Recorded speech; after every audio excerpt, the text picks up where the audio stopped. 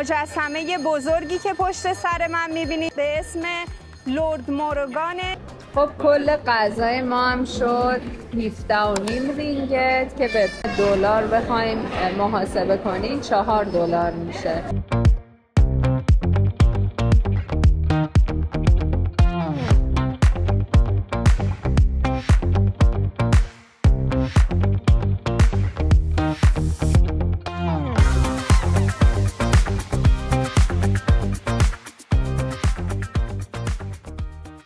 امروز میخوایم بریم یه معبد خاص و بزرگترین مجسمه تو دنیا رو ببینیم. برای رفتن به این معبد میتونید از حمل و نقل عمومی استفاده کنید، ولی اگه میخواین سریعتر و بهتر برید بهتره از اپلیکیشن گراب یه دونه تاکسی بگیرید با کمترین هزینه و برید و حسابی بهتون خوش بگذره. لابی منتظریم که ماشین بیاد دنبالمون. هزینه‌ش هم برای ما شده 16 رینگیت، کمتر از 4 دلار. اینم رانندمونه و الان منتظریم که بیاد. همینطور که می‌بینید نزدیکم هست. این نکته رو پس خیلی بهش توجه کنید، چرا که میتونید با کمترین هزینه‌ها یه سفر اقتصادی خیلی خوب داشته باشید. یه سورپرایز ویژه هم براتون داریم. قراره از یک دستگاه جدیدمون یه دیوایس جدیدی که تهیه کردیم دیروز رونمایی کنیم. امیدواریم بتونیم باهاش صحنه‌های خیلی قشنگی رو خلق کنیم. با ما همراه باشید.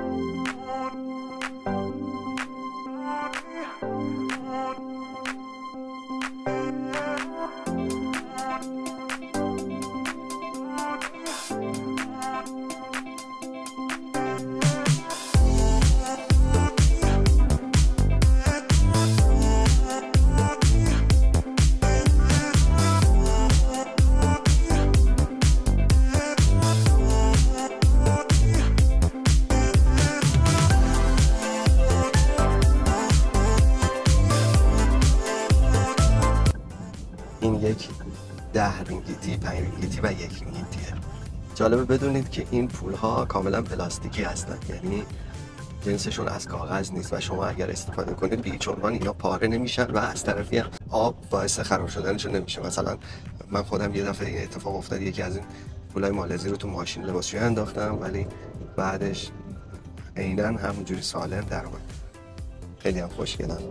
دوستان رسیدیم به معبد باتو کیو در 13 کیلومتری شهر زیبای کوالالامپور. برای ورود به این معبد باید شما لباس پوشیده داشته باشید مناسب خود معبد. از لباسای کوتاه نمیتونین استفاده کنید.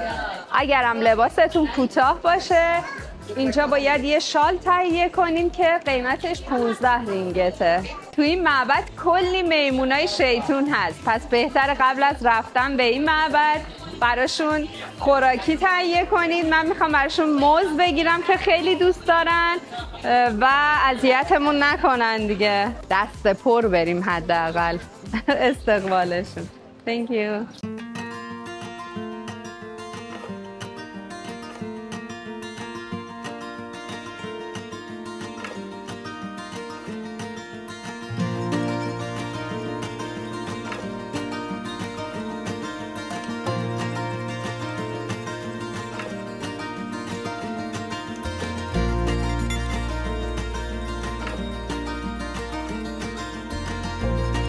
اولین نکته جالبی که اینجا ما باهاش روبرو شدیم اینه که چون اینجا زیر کوه هست و یه جورایی یه غار حساب میشه، هیچ کولری برای خنک کردن اینجا استفاده نشده ولی خیلی هوای مطبوعی داره و واقعا از اون گرمای بیرون اومدیم اینجا حس خیلی خوبی بهمون دست داد. دقیقاً.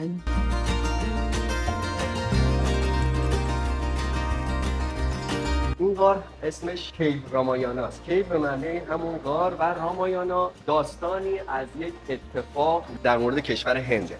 موضوع جنگ بین خیر و شر هست، عشق و وفاداری. تمام این مجسمه‌ای که پشت سر ما می‌بینید در مورد اون جنگ توضیح داده شده و اینجا به صورت مجسمه ساختن و گذاشتن.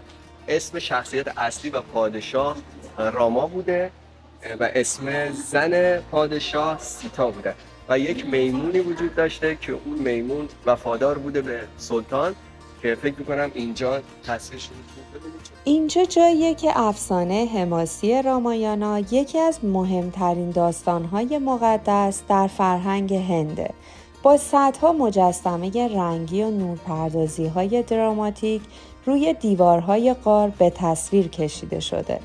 اینجا آخرین صحنه جنگ رامایانا با شیاطینه که میخواد همسرش سیتا رو نجات بده. یکی از نمادین‌ترین بخشا مجسمه عظیم و طلایی هانومانه، خدایی به شکل میمون و از یاران وفادار رامه. این مجسمه حس قدرت، وفاداری و اسطوره رو در لحظه به بیننده منتقل میکنه.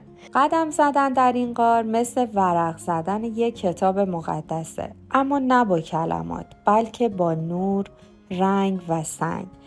برای مردم هند و پیروان آیین هندو اینجا فقط یک مکان گردشگری نیست، نوعی زیارت و ارتباط روحانیه و برای ما یه تجربه ای از فرهنگی که هزاران سال قدمت داره ولی با خلاقیت و هنر به زبان امروز منتقل شده. غار باتو کیو و به ویژه غار رامایانا فقط یک مقصد نیست، یک تجربه است.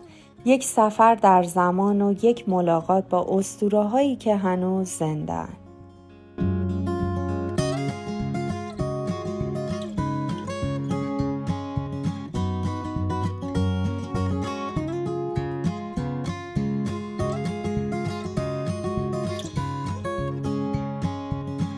چقدر پله داره.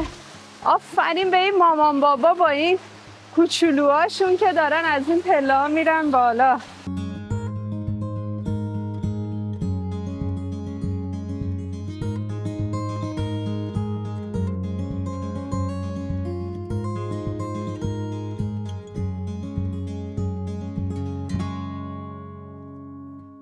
و یه توضیح که بهتون بدم، حتما قبل از اومدن به اینجا کفش مناسب بپوشید که اینجا شما با کلی گل و چاله چوله مواجه میشی. کفشتون حتما راحتی باشه.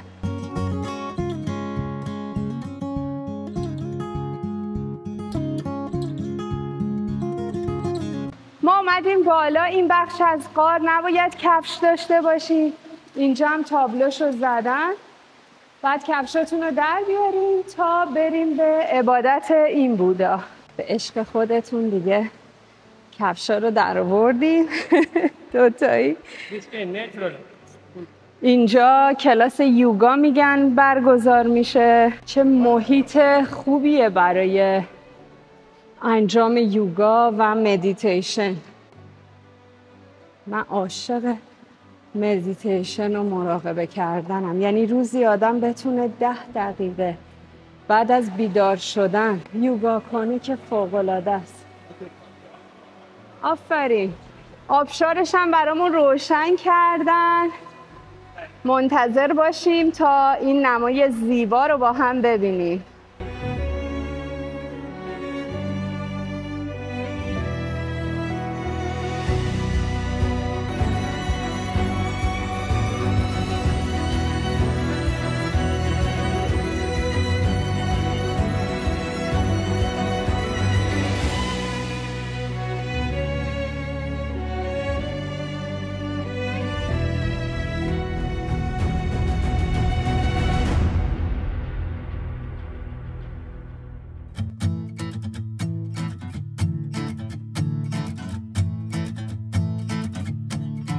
Do you remember me?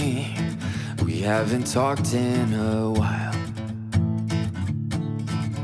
How you used to dream before you gave up your smile. When you were young and free, built castles in the air. I wanted to find you, I'm here to remind you, no matter how hard it gets, the years and the tears you spent are worth it all. It's worth it all. Don't have to live with regrets. Look up and lift up your head and stand up tall.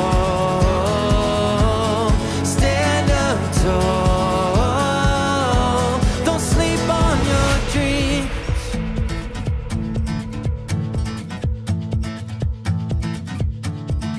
tell me, can you see what you've known all your life? When your head's in the clouds, it's right in front of your eyes. You've been pushed and pulled till it's hard to believe. Oh, but I know that you're gonna be going where you're meant to be.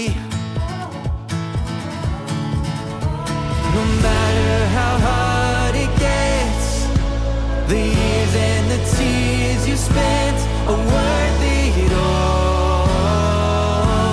It's worth it all.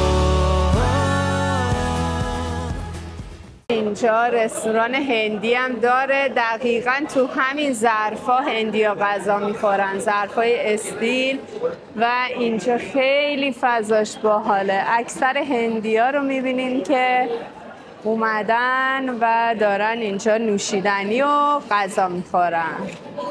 امیدم در حال جمع کردن درونمونه. از منو داریم انتخاب میکنیم یه غذای متفاوت تر از روزای قبل بگیریم، ببینیم که به چه شکله. غذای هندی همه جوره خوشمزه است. غذای اصلی ما رو آوردن، ماسا دوسا، حتی توی این قاطی شد ولی خب خیلی جذابه. داخلش بچه سیب زمینی هم داره، بذاریم باز کنم ببینین محتویاتشو. اینا همیشه از چوب دارچین و برگ بو استفاده میکنن. پیازداغ و زیره هم داره داخلش، واقعا فوق‌العاده است. این هم از غذای دیگه‌مون، گالی پاتانان. چه نون داغیم. اینا هم همه از سبزیجاته. جای شما خالی، ببینیم چطوره. همش بی‌نظیره، بی‌نظیر. شما ماسا دوسا رو دوست داشتی برای اولین بار تست کردیم؟ آره، با این سس هاموسش خیلی بود. این سس دیگه یه ذره تنده، امید خیلی تندخور نیست برعکس من. این سس هم خوشمزه است. آره این سس هم خیلی خوشمزه است. وای جای همگی خالی. یه دعوایی هم شده اینجا، البته به شوخی.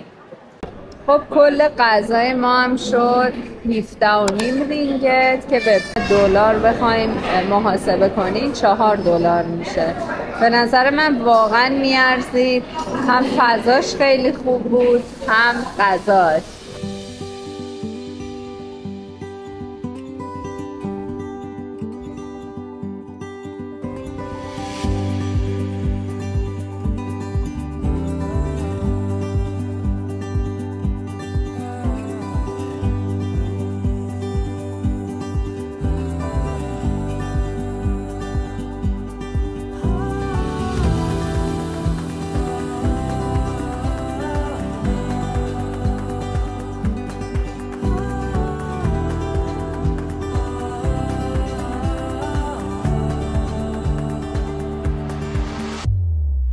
مهمترین و معروفترین نمادی که در باتو کیوز هست این مجسمه بزرگی که پشت سر من میبینید به اسم لورد موروگانه که 42 متر هم ارتفاعشه و کنارش دقیقاً پله های رنگیه که تعدادشون 272 تاست و مردم برای مراسماتشون پا برهنه از این پله ها بالا میرن و ما هم الان میخوایم این پله ها رو بالا بریم و ببینیم اون بالا چی داره. بزن بریم.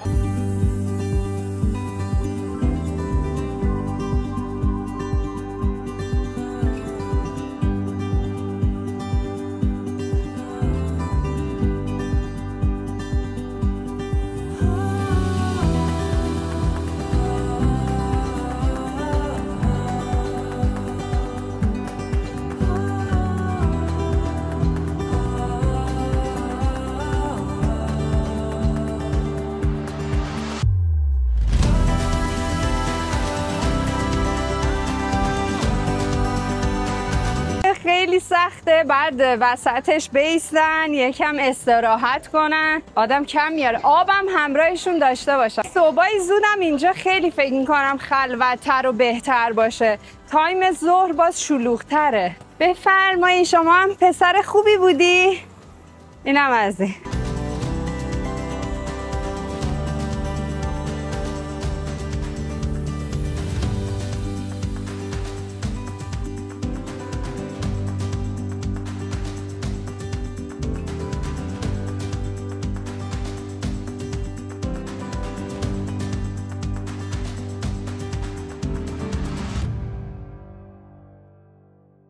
دوستان دلیل اصلی این که اینجا رو اسمشو گذاشتم باتو کیوز این بوده که غارهای زیادی داره و اینجایی که الان من ایستادم و بهش رسیدم یکی از بزرگترین غارهای این معبده. 272 تا پله اومدم بالا، واقعا به افتخارم. این ویدیو رو اگه تا اینجا دوست داشتین لطفاً سابسکرایب کنین، چون میخوایم بریم کلی جاهای دیدنی دیگر رو ببینیم و لایک کنین که از من حمایت شده باشه. خیلی دوستتون دارم. مرسی.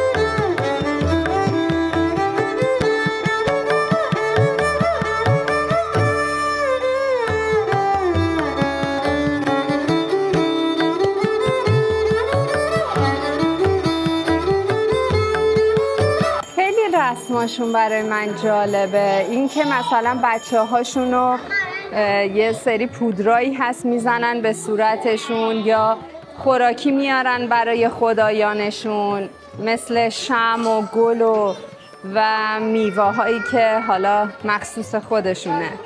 رسمای خیلی جالبی دارن. هندیا کلن انسانهای خیلی با عشقی هستن، خیلی وجودشون سرشار از عشقه. من دوستشون دارم، همیشه انرژی خوبی میگیرم وقتی که تو معابد هندی پا میذارم یا وقتی که تو کشورشون هستی.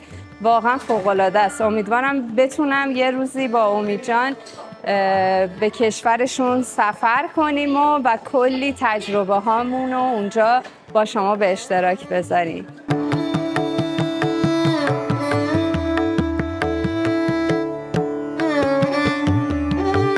اینجا خاص‌ترین نقطه این معبده، جایی که نور بر تاریکی غلبه میکنه.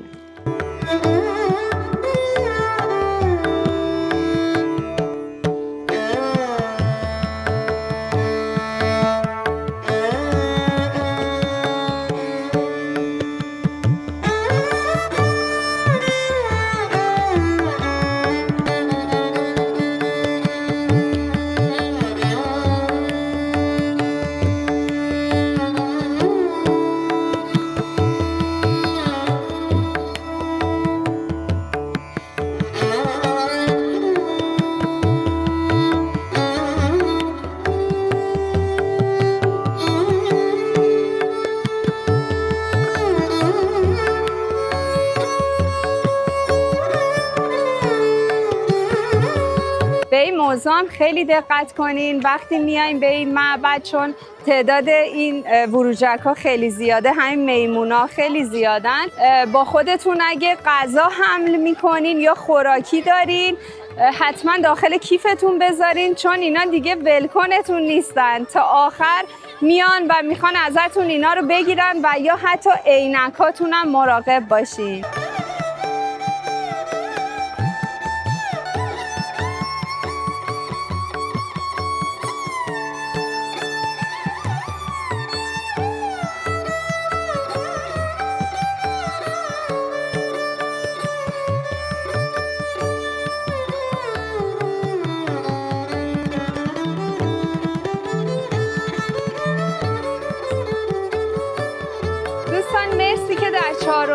سفر ما به کشور زیبای مالزی در شهر کوالالامپور همراه ما بودین. دید و بازدید ما از این معبد به پایان رسید. کلی خودم تجربه جدید کسب کردم، از آداب رسوم هندیا باشون بیشتر آشنا شدم و واقعا از خودشونم کلی لذت بردم. امیدوارم که شما هم دوست داشته باشین. نظراتتون رو حتما برای من بنویسید، لایک کنین و اگرم جدید هستین سابسکرایب کنین. ویدیوهامون قراره خیلی خفن‌تر باشه چون درونم گرفتیم و منتظر ویدیوهای بعدیمون باشین. تا ویدیوی دیگه، بدرود.